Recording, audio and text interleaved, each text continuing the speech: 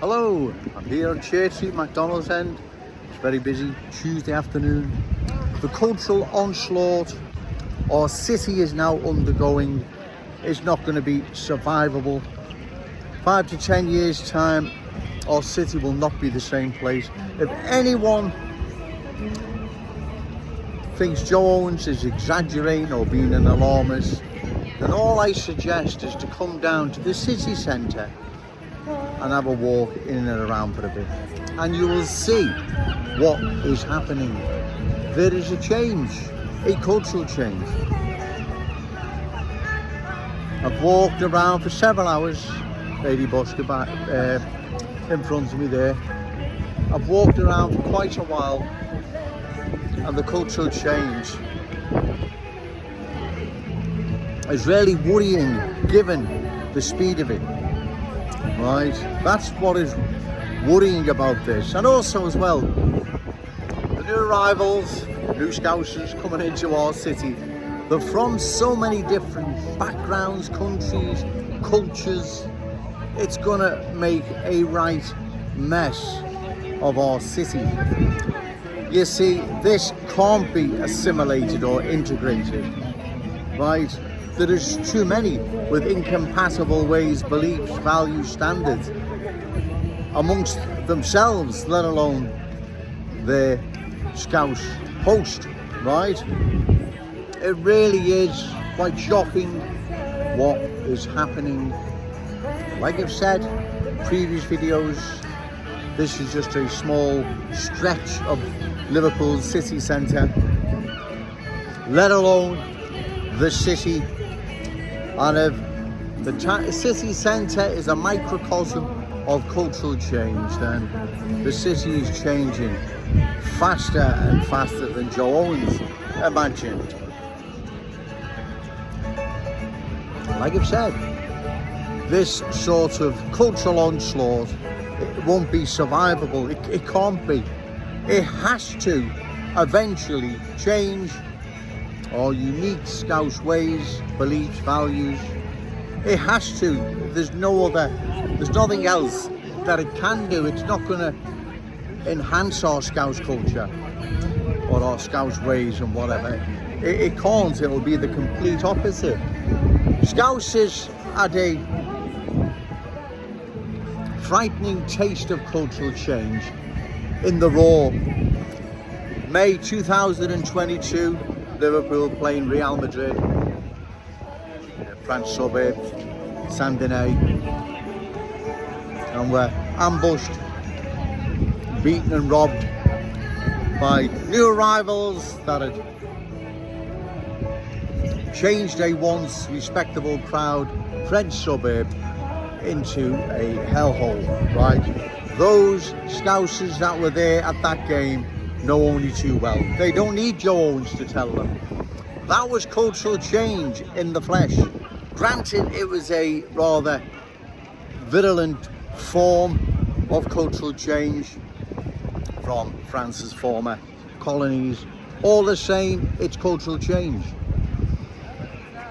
And the danger of today's cultural change, as opposed to, say, the 50s or 60s, those that entered Britain or came to Britain then, they came from former British territories. They brought British ways, values, standards with them. What's coming here now is completely different, right? These are bringing hell with them. They're bringing ways and beliefs that are never going to be what's the word for it? Bear with me, it's getting busy. They're never ever going to assimilate right into our Scouse culture. It's not happening. They're incompatible, that's the word, right? They're incompatible.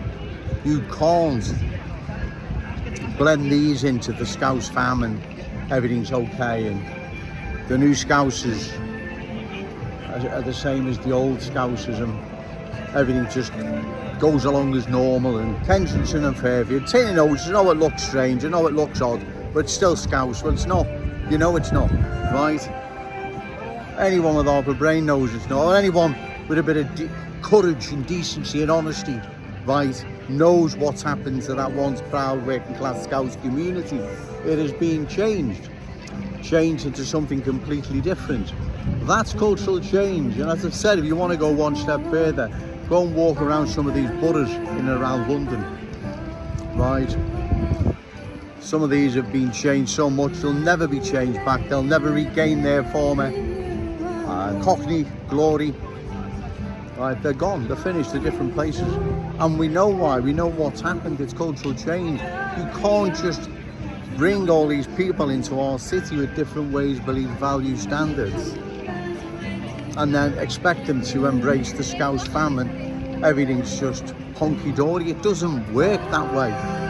What happens, as I've said, when they become the dominant force in that community, their culture replaces the host one. That's how it works. In fact, it is working. You know it is. It's working like that way now in Kensington and Fairfield. Trust me, ladies and gentlemen, I've been walking around for several hours, and what you see here is just a small fragment, that's the word, of the cultural change our city is now undergoing. More and more new Scousers, let's call them, they're being dispersed in our glorious city, but they're not bringing Scouse ways with them, completely different ones that are going to replace ours. And all these politicians, journalists, so-called super Scouts, you can wrap this up whichever way you want. You can't escape or run away from the awful truth. The awful truth is our city is being changed. And if this change continues, our city within 5 to 10 years would have been dramatically changed. Parts of it will never ever be changed back. They will never regain their once Scouse glory. They're gone. We must oppose this, ladies and gentlemen. Right, I wouldn't be down here if this wasn't the utmost urgency. It is. The politicians know, Ian Benn knows, of course he does, right? Paula Barker, Dan Carlton know. They work and at times live in London, of course they know. Right, you'd have to be in denial to say otherwise. Of course they know, right? They know what has happened to large parts of London. They know what has happened. As I've said before, you Ian Byrne watching Liverpool play at Wembley, you've watched the cultural transformation unfolded in the town of Wembley in the borough of Brent, so you know more than anyone.